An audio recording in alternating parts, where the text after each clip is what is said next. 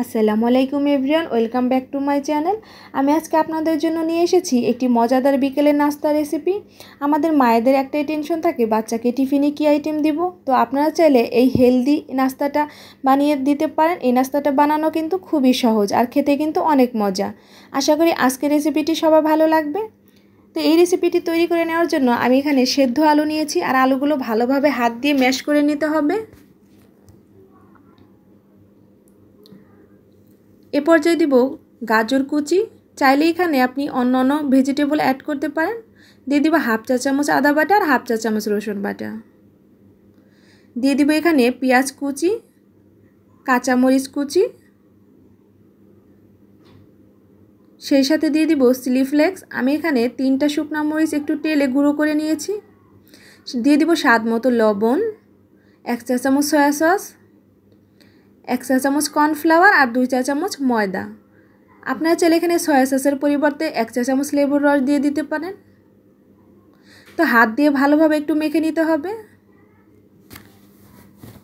তো মেখে নেওয়া হয়ে এলে এবার একটি ডিম গ্রেট করে দিতে হবে। এ পর্যায়ে আবারও হাত দিয়ে ভালোভাবে মিক্সড করে নিতে হবে।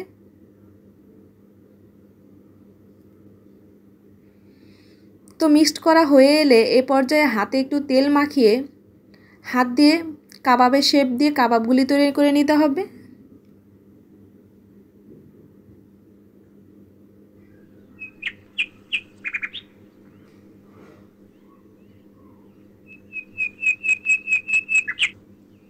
তো একইভাবে আমি সবগুলি কাবাব তৈরি করে নিব।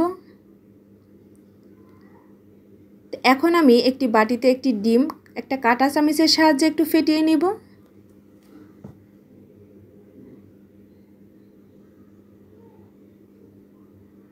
তো ডিমটা ফেটানো হয়ে এসেছে। এ পর্যায়ে আমি কাবাবগুলি ডিমে গড়িয়ে ব্রেড গ্রামে কোটিং করে নিব। তো এখানে আমি রুটি হালকা সেক দিয়ে ব্লেন্ডারে ব্লেন্ড করে ব্রেড গ্রাম বানিয়ে নিয়েছি। আপনারা চাইলে এখানে টোস্ট বিস্কিট গুঁড়ো করে নিতে পারেন, সেক্ষেত্রেও কিন্তু অনেক মজা হবে এই কাবাবগুলি। তো একইভাবে আমি সবগুলি কাবাব তৈরি করে নিব।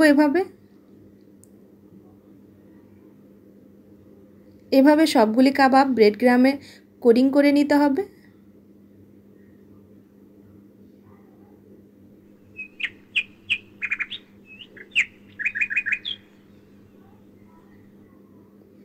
তো আমার সবগুলি কাবাব কোট করা হয়ে গেছে। এখন আমি ফ্রাই প্যানে তেল দিয়ে দিয়েছি আর তেলটা গরম হয়ে এসেছে। দিয়ে দিব কাবাব।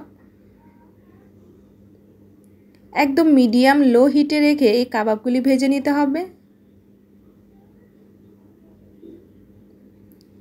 এক পিঠ হয়ে আসলে অন্য পিঠ উল্টে দিতে হবে। তো এপাশ ওপাশ দুপাশ ভালোভাবে একটু ভেজে নিতে হবে। আর সুন্দর একটা কালার চলে আসলে চুলা থেকে উঠে নিতে হবে। তো দেখতেই পাচ্ছেন আমার কাবাবগুলি ভাজা হয়ে এসেছে। এই পর্যায়ে আমি তুলে নিব।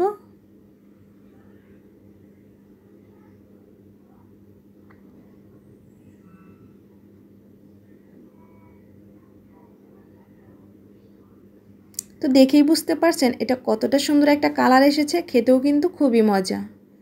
তো বাকি কাবাবগুলি আমি একইভাবে ভেজে নিব।